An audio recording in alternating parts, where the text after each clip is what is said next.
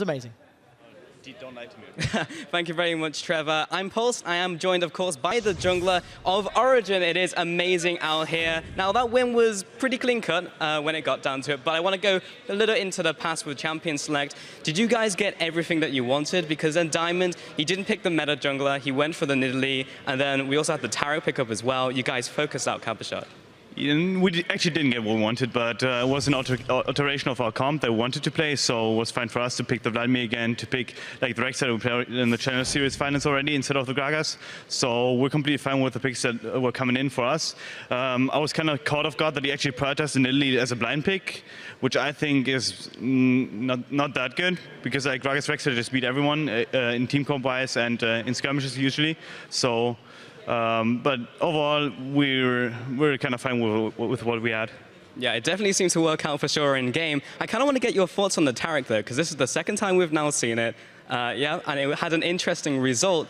Do you think it's worth it in the current meta, because we're seeing so many lane swaps, which you did in game as well? Is it worth picking the Taric? I don't think so. Like, simply because Taric is so one-dimensional that, and that's something you can't trust past. Like, well, it doesn't even matter which comp you play, it doesn't matter how you play. Like, Taric is too one-dimensional to be a competitive pick right now, and that's just how it is. All right, so I want to ask one more question here. Last week when you guys faced Fnatic, you argued with your team saying that we could have beaten them.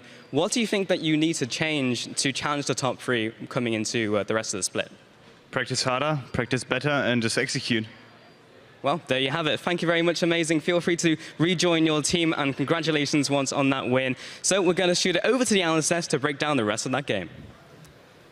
Thank you so much, Pulse. Yeah, that has Stuckenschneider. Practice harder, practice better. And get executed in the jungle. And get executed in the jungle.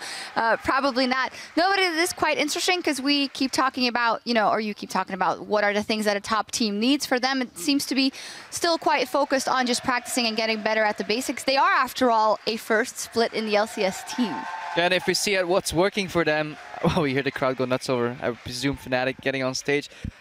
What's working for OG here is the draft, and what's not working for Gambit, in my opinion, is the draft, because on first rotation they picked Corki Nidalee when Kalista was open, because OG just simply picked Alistar first rotation and said, well, we don't care, you're not going to pick Kalista, Forgiven doesn't play that champion, so they got Alistar, Kalista, and a tier 1 jungler, while Gambit opted for the blind Nidalee, and it's just, you dig yourself in such a deep hole, and then you need to outplay to get out of it. Yeah, well, it has worked for Gambit in the past, sometimes changing the meta, especially from that jungle out. So what factors do have to work? Do you need to have a base of meta champions, and then you can have a new pick in there or a different pick? Or do you just, in the case of Gambit, knowing that you're still working on your team, need to go all standard? That's about as many questions as Gambit need to fix in play right now when it comes to their picks and bans. It's interesting. Pulse talked to Amazing there about the Taric. The Nidalee is a little bit of an odd, well, not an oddball. It's still good, but as you said, Rek'Sai was available.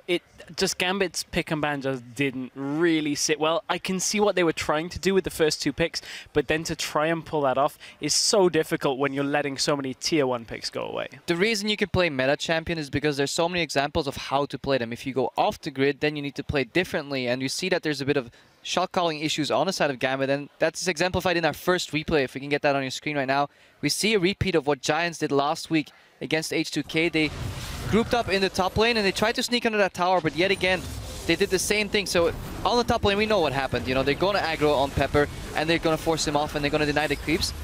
So this is so bad for Gambit. However, they have one saving grace. I think Soaz should have teleported here, and that's why I wanted to see that replay, because we've seen it. Forgiven, that's two and a half waves. That's like 16 creeps almost that he denies to that tower that Soaz could have picked up. Imagine if Soaz teleported down to the bot lane. Gambit would have just straight up lost the game. Right there. Game over. No comeback possible, because with Cabochard down, Gambit seems to struggle, and that would have put Soaz roughly in a full level XP advantage, in addition to what he had already gained. So he'd be the 1.5 levels plus the lane control ahead against Cabochard.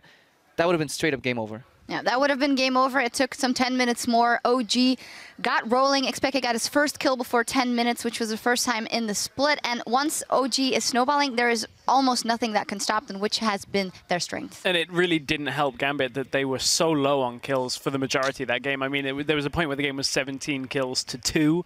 Gambit just could never really get anything. They got a dive onto Amazing in the mid lane, but nothing really much more than that. Yeah, quite unlucky for them. Very, very convincing from OG. And it's almost time for us for our game of the week as Fnatic looks to match their LCS win streak record against H2K. And before we go, earlier we asked, what do you think makes a top-tier team and why? And Schleia actually tweeted, hello Tony, good atmosphere, good organization, and good draft makes a top-tier team so players can focus solely on the game. Yeah, draft is something we touched on already, and definitely not lying. I definitely agree with the atmosphere. If you see all these teams, they have a lot of camaraderie in there, and I think Tony, our beau gosse, as we say in French, is absolutely right on the money there. In addition to what we mentioned earlier, you need all those factors, and then you need to have it consistently as well, and I think that's showing, especially in H2K and in Fnatic, and mostly to an extent Origen as well. Yeah, and in H2K, there's actually a cool article over on lolesports.com about the bromance between Hjarnan and Cussing. So go check that out, and we'll be back in just a few minutes with Fnatic versus H2K. How sorry will you be right now, huh? Yeah, what do you do? And what would you, oh, look at this, dude. Oh my god, amazing. Can you put the volume of amazing lower? Actually, can you just mute him? Holding on to it, Sanguine pulls out. Sanguine pull, not gonna be enough. The Prey Seeker does though. Amazing, finds the kill. Go. I'm behind him, I can flank. Fuck him. Ult me. No, don't. Ult me now. Okay, go now. No smite. The headbutt pulverized combo. Betsy's spur rushing away with Expector out. Can Niels clean up? And the simple answer is yes. Origen clearly hold on to third.